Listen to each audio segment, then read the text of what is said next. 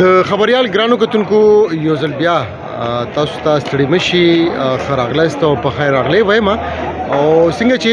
د وو بجو نه وړاندې موږ د انتظاماتو په اړه باندې خبرې اترې کړې نو هغه ټیم کې هیڅ هم نو او تاسو ګورئ چې ډیره زیاته ګڼه هم ده او د کبابو د محفل هم چې کوم دی نو هغه روان دي خوراک هم روان دي او ډیر زیات په ګڼ تعداد سره زموږ د صحافت د شعبې سره تعلق لرونکي چې څومره ملګري دي هغه هم راغلي دي ډیرو ملګرو خوراک هم وکړو ون ډیش د نن د کبابو پروګرام دی چې پیښور وي او په پیښور کې بیا چپلی کباب چې کوم دی هغې خوړو نه کړی شو بیا د یخنۍ موسم وي او بیا د یخنۍ د موسم شپه وي نو زما په خیال سره دغه محفل بیا داسې پیکه پیکه ښکاري نن دا وخت موږ په پریس کلب کې موجود یو او د پریس کلب کې د صحافیانو لپاره د ون ډیش یعنی د یو خوراک او هغې کې هم دغه انتخاب د کبابو شوی دی د هغې تابع شوې ده یو ډېر ښکلی محفل هم دی رباب هم شته طبله هم شته او سر هم شته او چې سر او رباب دواړه یو شي نو دغه نغمه شي او چې کله نغمه زمزمه شي نو هغه بیا زړونو ته او ذهن ته هغې ته سکون ورکوي مینه پیدا کوي وایي که نه چې هغه مینه هغه لوړه او ځلنده جذبه ده چې د انسان تخلیق پې شوی دی نو دا نن چې کوم دا محفل تاسو ګورئ نو دا د هغه مینې یوه کړۍ ده او بیا دغه مینه ورو ورو خورېږي هم زه لږ غونته کې د دغه محفل نه لږ غونته کې بهر ذکر راغلی چې تاسو ته دغه ټوله ننداره وکړم چې دغه ننداره ده او دغه ګورئ تاسو ګورئ اوس هم ډېر داسې د صحافت د شعبې سره تعلق لرونکي زموږ میلمانه ملګري دي سره روان دي چې کوم دی نو هغې خوراک هم وکړو او هغوی لاړ نو دغه د مینې یوه څرګندونه ده او وایي چې مینه هغه لوړه او ځلنده جذبه ده چې د انسان تخلیق پې شوی دی نو بیا دغه مینه خورول پکار دي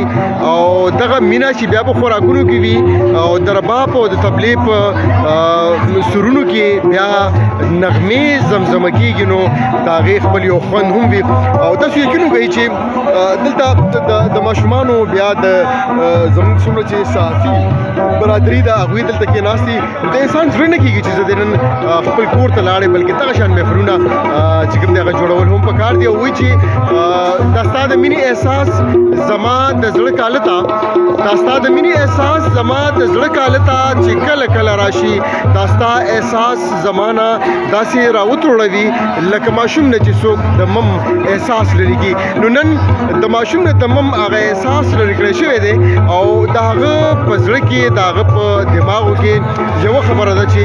انسان د انسان په ښه راځي او بیا انسان چې او انسان دغه شان محفلونه چې کوم دی هغه جوړوي هغې کې ناسته کېږي نو دې نه بیا محفل جوړېږي معاشره جوړېږي او بیا دلته د امن نغمې چې کوم دی هغه هم کوي د پښتون حجره خو به تاسو لیدلي خو نن سبا چونکې د ډېر مصروفیت د وجې نه دغه حجرو دغه تصور چې کوم دی نو هغه ختم شوی دی خو نن دلته کې دغه تصور بیا راژوندی شوی دی او د دغې مقصد هم دا دی چې دغه شان محفلونه الله دې وکړي چې دغه رنګینۍ دغه خوند دغه مزې چې کوم دی نو هغه همدغسې ژوندی وي او ژوندي قامونه او ژوندي چې څومره اقوام قومونه دي که هغه د پښتنه ټولنه ده که هغه هره ټولنه ده نو هغوی همیشه لپاره دغه شان دي ښکلي ښکلي محفلونه راغونډوي ګرانو کتونکو ځو داسې ځو او دا واسې تاسو اورئ نو دغه استادان زموږ دي دغه استاد د رباب استاد دی ښکلې ښکلې سندرې موږ ته زمزمه کوي او بیا د طبلې استاد دی د هغوی هم زمزمه کوي محفل تاسو یقین وکړئ چې بعض ټایم کې انسان سره خبرې ختمېږي او دغه رنګونه چې کوم دی نو هغه د سیوا کېدو په ماشاءالله ماشاءالله ماشاءالله ګرانو کتونکو تاسو اوس بوزم دلته کې چرته بوزم چې کوم ځای کې د دې خوړې اهتمام شوی دی باقي دا لرګي دي دغه خیمه جوړه شوې ده او بیا دا چې کوم دی هور بریږي دا ملګری هور بلې او دلته چې کوم دی نو بیا د هور بیا د لرګي د هور پخلی چې کوم دی او د ګیس د پخلی د کې ډېر زیات فرق هم وي او ویل کېږي که نه چې یاره دغه خوراک چې کوم دی هغه ډېر زیات پرسکون هم وي. تاسو ګورئ چې دا د کبابو دغه سلسله روانه ده دغه جوړېږي هغه انډې به تاسو ته ښکاري او ستاسو چې کوم دی نو هغه د کبابو لپاره ولاړ دی جوړوي یو ملګری کباب جوړوي او بل چې کوم دی نو هغه پاخه پاخه کباب چې کوم دی نو هغه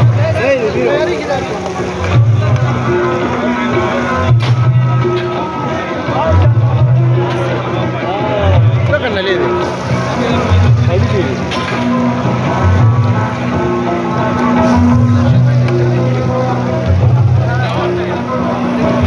عمران ایاز صاحب چې کوم دی نو د خدمات کباب مې ګوره خپله خوړلی مې نه ښه زبردست چې دغه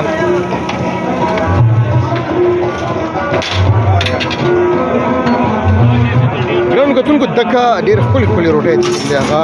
تاسو ګورئ که نه او بیا د هر ملګري وایي که نه رحمان بابا یو شعر دی چې هر سړی پیدا دی د خپل کار لره که نه نو دغه استاد چې کوم دی دا روټۍ لګوي هغه به ته ګڼیا ده که نه دغه کوي او دا شاپ چې کوم دی نو دا خو خامخا ښودل پکار دي که تاسو هم غواړئ چې داسې محفل جوړوئ نو نصیر ډان شاپ چې کوم دی دوی سره تاسو باقاعده رابطه هم ساتلی شي. بهرحال ډېره شکریه ډېره مهرباني ډېر ښکل د کبابو دغه سلسله روانه ده دلته کې چې کوم دی او بیا موږ راځو دلته قهوې له دغه د پېښور قهوه چې کوم ده نو ډېره زیاته مشهوره قهوه هم ده او یقین وکړئ چې کله د کبابو نه پس تاسو قهوه څښئ نو کباب تاسو ته فایده درکوي نقصان نه درکوي. دغه استاد دی او دوی وایي چې تېره ورځ چې هلته هارس اینډ کیټل شو کې په کرنل شیرخان چې کوم هلته کې کوم یو 3 ورځې میله وه هغې کې د 2000 نه زیات خلک داسې وو چې هغې قهوه څښلې وه. بهرحال زبردست او دغه یوه سلسله د پېښور قهوه هم ډېره زیاته مشهوره او چې پېښور ته راځي نو 2 څیزونه هغه به تاسو ګورئ چې یو به د پېښور قهوه او بل د پېښور چپلي کباب دا به خوړل چې کوم دی هغه تاسو هم نه هېروئ. نن دا وخت موږ په پریس کلب کې موجود یو او دلته کې دغه د ون ډیش یعنې د کبابو دغه سلسله چې کوم دی هم روانه ده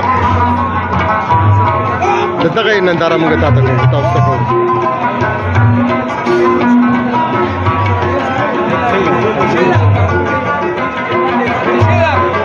نو ګرانو کتونکو دغه تاسو ګورئ دغه